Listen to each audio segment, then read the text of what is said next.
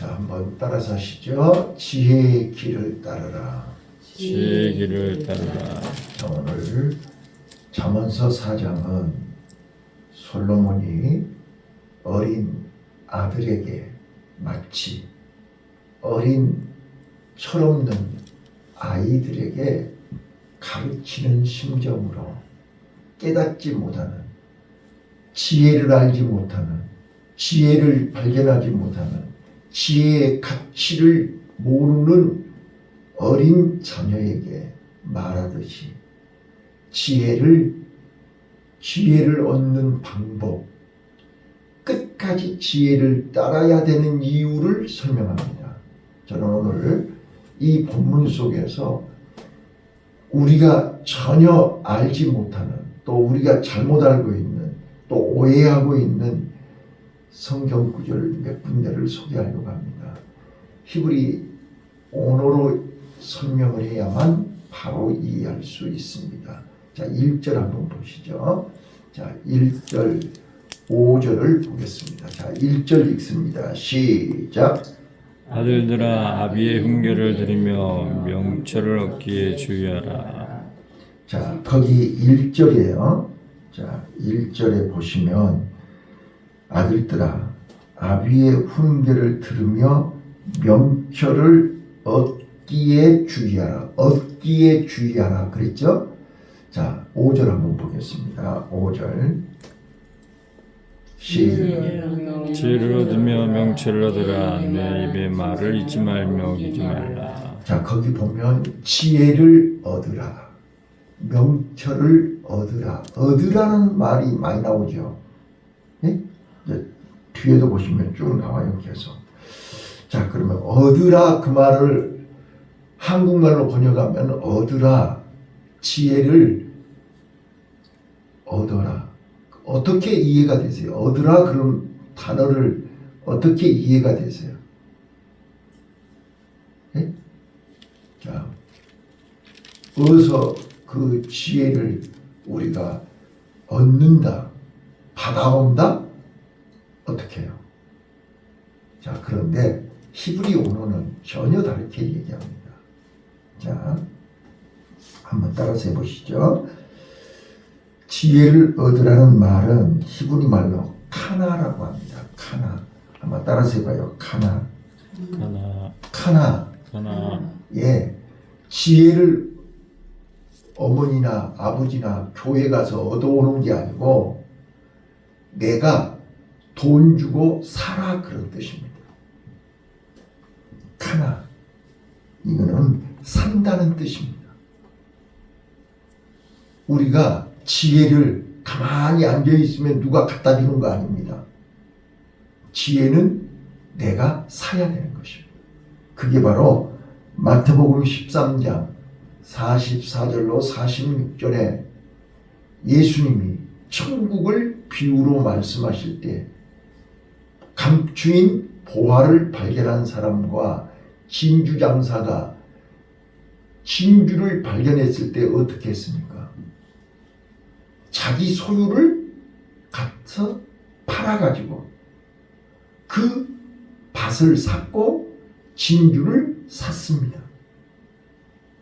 내 소유를 팔아서 가서 돈 주고 산 겁니다. 그랬는데 사람들은 야, 그까짓 것이 뭔데 네 소유를 다 팔아서 그걸 사냐? 비웃고 조롱할 수 있습니다. 그러나 이 당사자는 그 보화를 알거든요. 보화를 발견했거든요. 진주의 가치를 알거든요.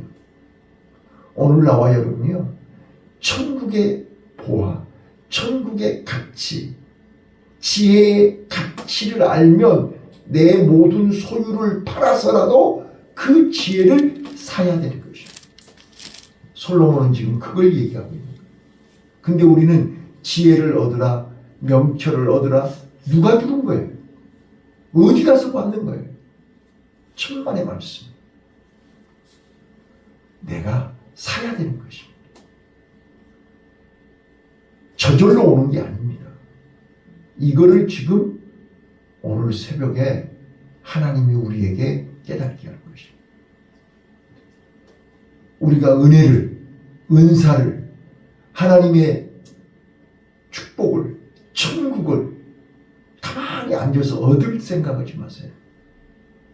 얻으라 그 말은 내가 땀을 흘려서 내 거를 희생해서 내 거를 다 팔아서 사야 되는 것입니다. 이게 바로 은혜입니다.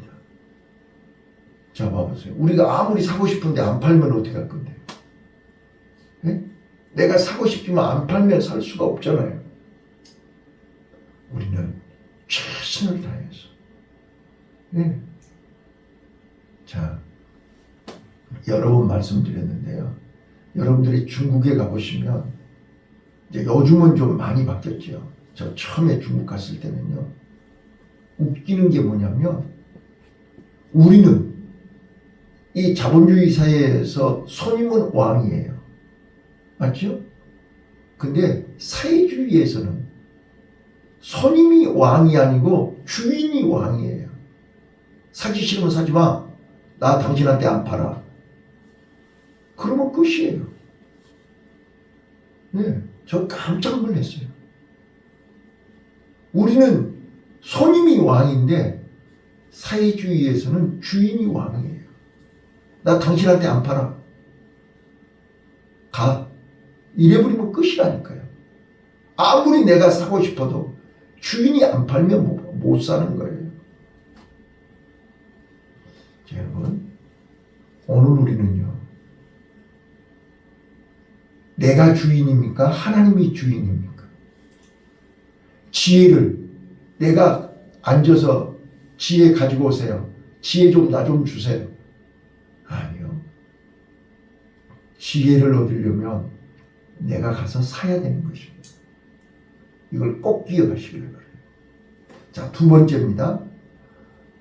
오늘 솔로몬은 어린 자녀에게, 미련한 자녀에게, 어리석은 자녀에게, 모르는 자녀에게 지혜가 얼마나 귀한지를, 지혜가 무엇인지를 가르쳐 주고 있다고요. 자, 2절 3절 볼게요. 자, 시작. 내가 선한 도리를 너에게 전하노니 내 법을 떠나지 말라.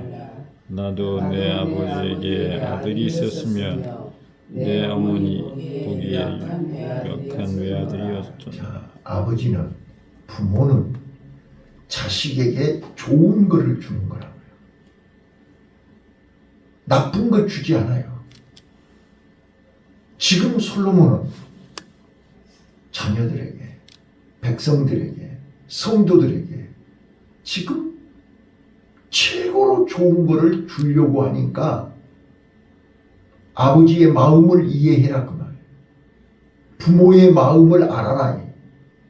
그리고 이제 4절, 5절입니다. 자, 4절 시작.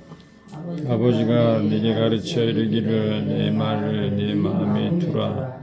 내 명령을 지키라. 그리하면 살리라. 예. 자, 말씀, 명령을 지키라. 그 명령을 네 마음에 두라. 이게 뭐냐? 지혜라는 거예요. 그래서 오전에 지혜를 얻으며 명철을 얻으라. 내 입의 말을 잊지 말며 어기지 말라. 지혜를 버리지 말라. 그가 너를 보호하리라. 그를 사랑하라. 그가 너를 지키리라. 지혜가 제일이니 지혜를 얻으라. 무릇 너의 얻은 것을 가져 명철을 얻을지니라. 자, 7절까지요. 지혜를 얻어라. 명철을 얻어라. 그거이 제일이다. 가장 귀한 것이다. 가장 좋은 것이다. 많은 사람들은 지혜가 제일인 줄을 모른다니까요. 진주의 가치를 모른다니까요. 천국의 가치를 몰라요. 그래서 오늘 우리는 선택의 기로에 섰을 때 무엇을 골라야 되고 무엇을 선택해야 될 때 여러분들은 그 가치를 알아야 되잖아요. 세상의 가치와 하늘의 가치, 영적인 가치와 육적인 가치를 구분할 줄 알아야 되잖아요. 그걸 구분하는 것이 지혜라니까요. 호쿠마라고요. 그래서 지혜가 제일이라니까요. 지금도 우리 봐보세요. 우리 주위에 엉뚱한 것을 선택해놓고 그것이 전부있냐, 그것이 최고있냐, 내 모든 것을 다 가정을 깨가면서까지, 가정이 흔들리면서까지 그 길로 가려고 하잖아요. 얼마나 어리석은지 몰라요. 네. 저는 다시 한번 분명하게 얘기해요. 하나님은 하나 되기를 원하지 나누는 걸 원하지 않아요. 하나님 일을 하는데 가정이 해체되고 식구들이 다 등 돌리면서까지 그 일을 하고 하시는 성령이 그런 일을 하는 것이 없어요. 그건 마귀가 하는 거죠. 분명히 아셔야 돼요. 성령은 하나 되게 하는 거예요. 모든 것을 합력하여 선을 이루는 거지 모든 것을 합력하여 악을 이루는 게 없어요. 꼭 명심하셔야 돼요. 자, 그래서 우리는 분별을 해야 돼요. 판단을 해야 돼요. 그래서 지혜가 제일입니다. 지혜가 필요합니다. 자, 두 번째입니다. 자, 어드라가 뭐라고요? 카나라고 했어요. 오늘 이 히브리어 단어를 꼭 기억하세요. 카나. 돈 주고 사라. 네, 지혜를 사라. 지혜를 얻으라. 자, 두 번째입니다. 8절 하겠습니다. 8절 시작. 그를 높이라. 그리하면 그가 너를 높이 들리라. 만일 그를 품으면 그가 너를 영화롭게 하리라. 자, 여기서 그를 높이라 그러면 한국말로 그를 높이라 그러면 어떤 뜻으로 이해되십니까? 네? 그를 높이라 그러면 이게 지금 솔로몬이 그를 높이라 그러면 어떻게 이해가 되시냐고요. 하나님을 높이라? 예, 그런데 히브리 언어는 전혀 다릅니다. 자, 한번 따라서 해보시죠. 살랄.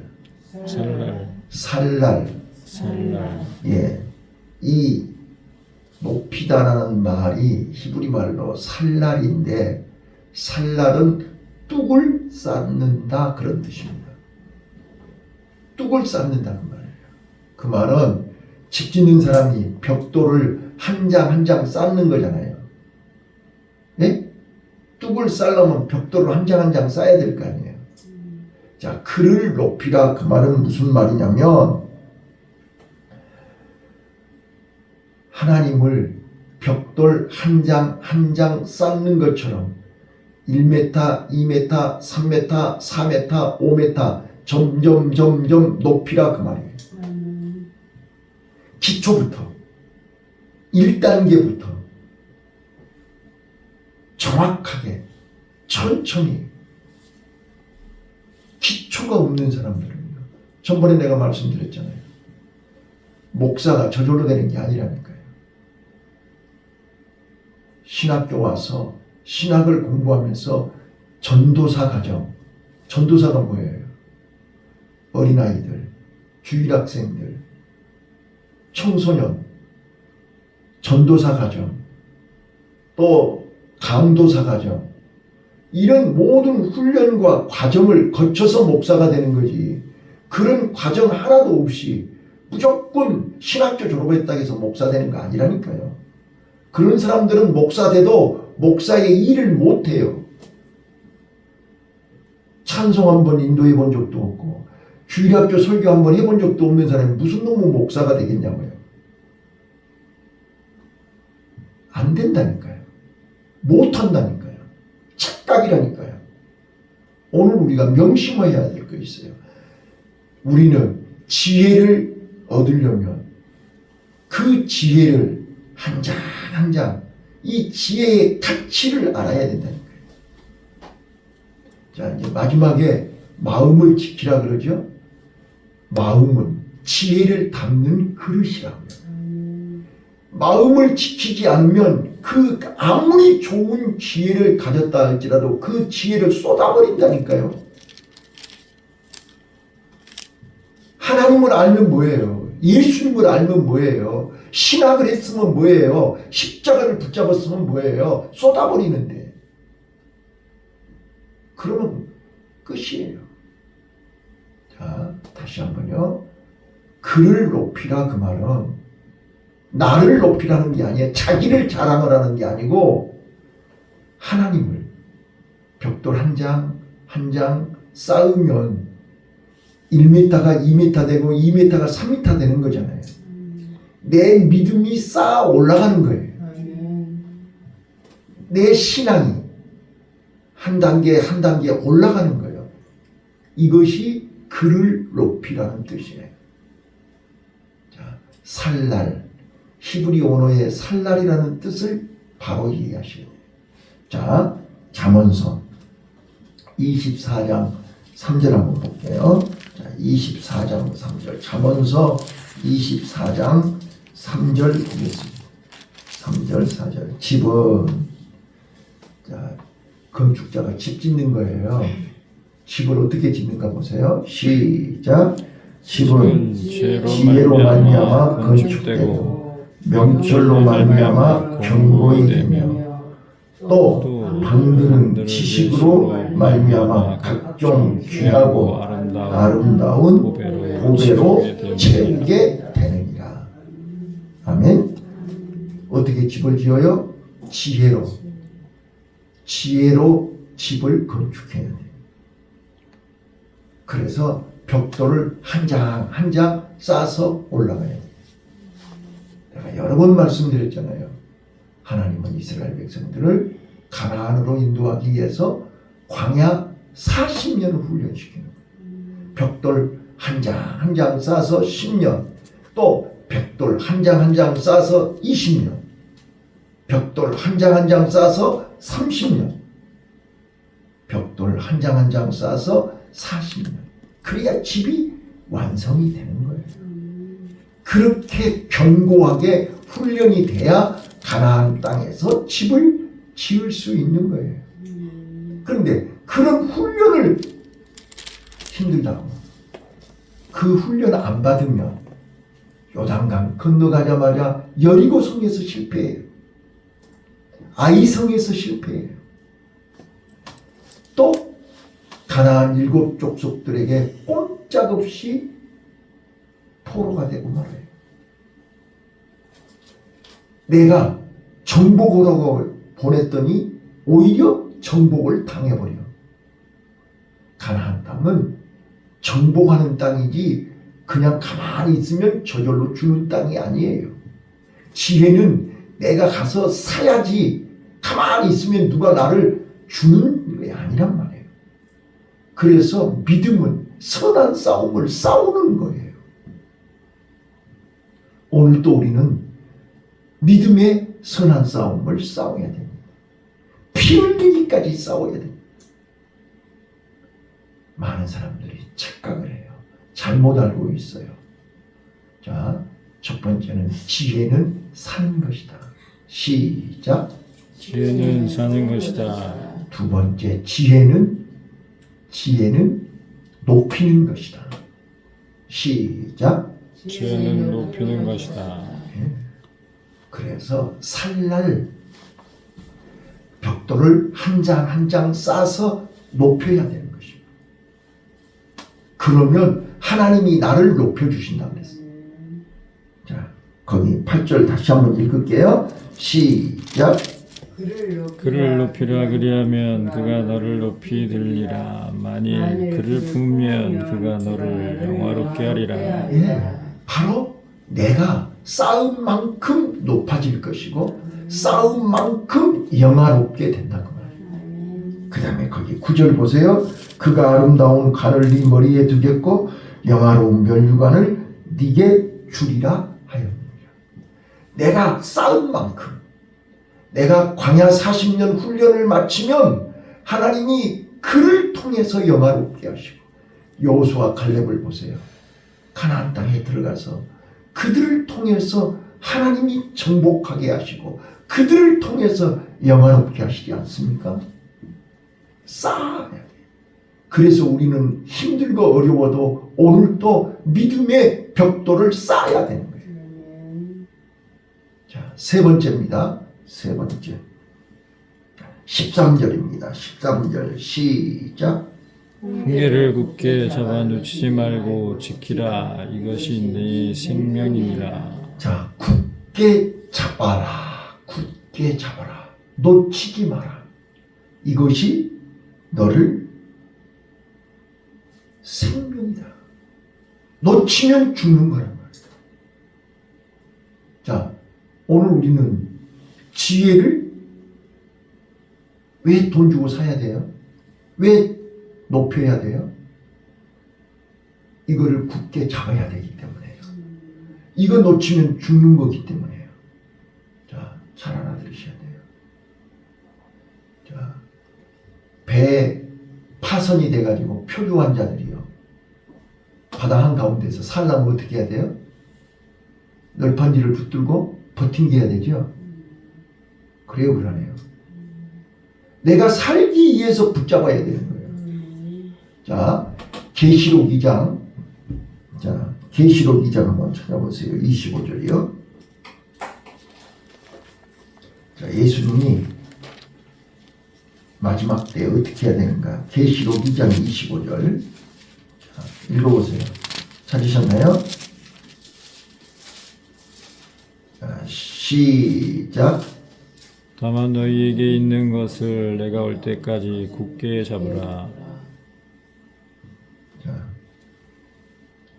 지금 두아디라 교회 사자에게 얘기하시는 거죠. 예?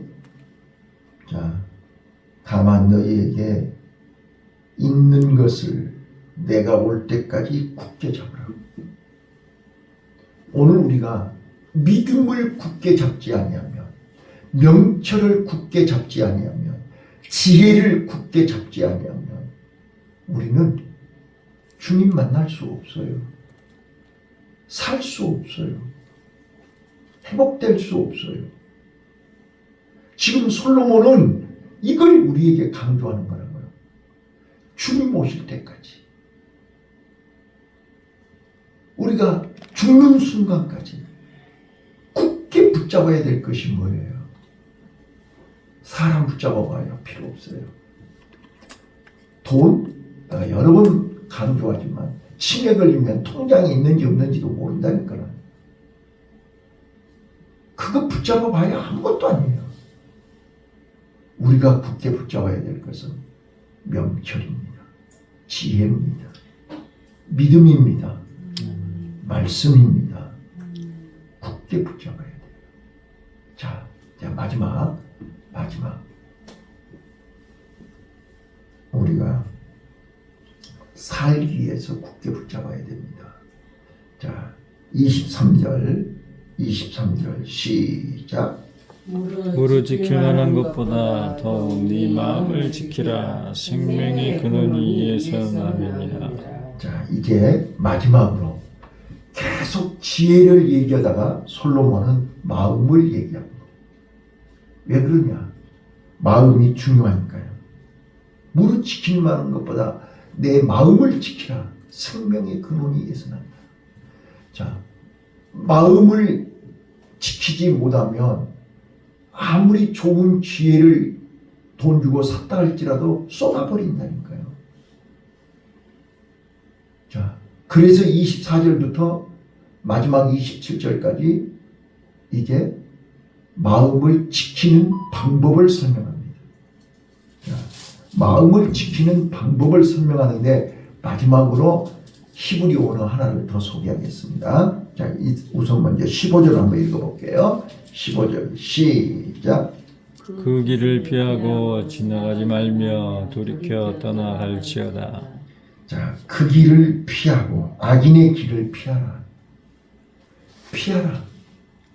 자, 계속해서 이제 25절부터 쭉 보시면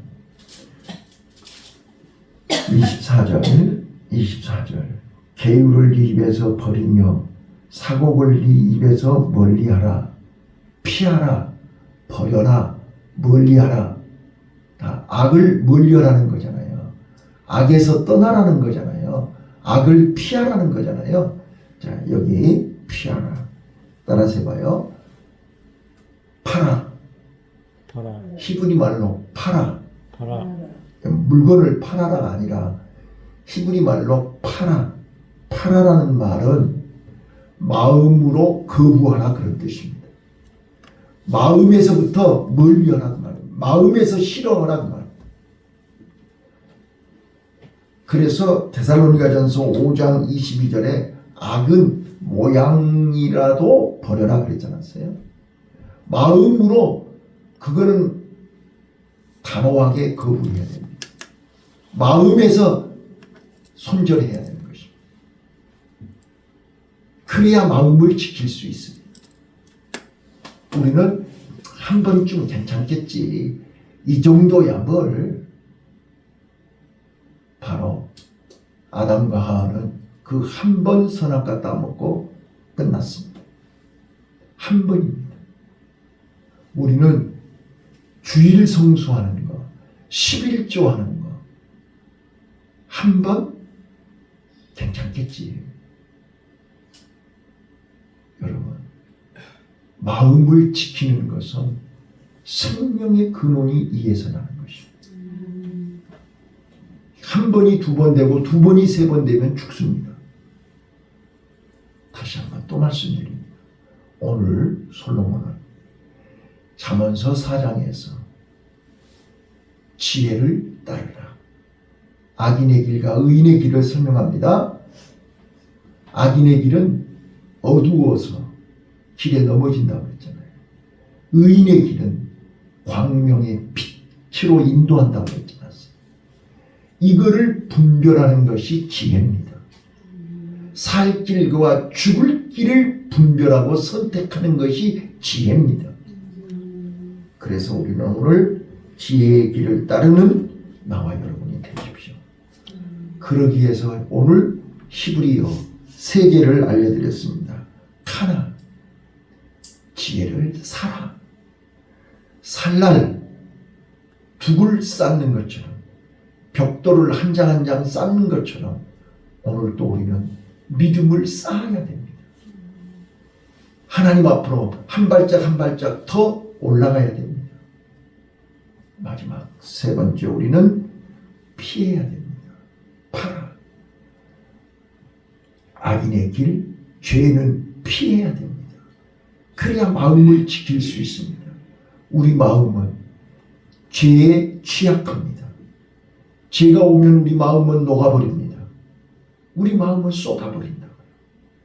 그래서 우리는 오늘도 피 흘리기까지 선한 싸움을 싸우고 믿음을 지키기 위해서 최선을 다하는 복된 하루가 되시기를 예수님 이름으로 축원합니다.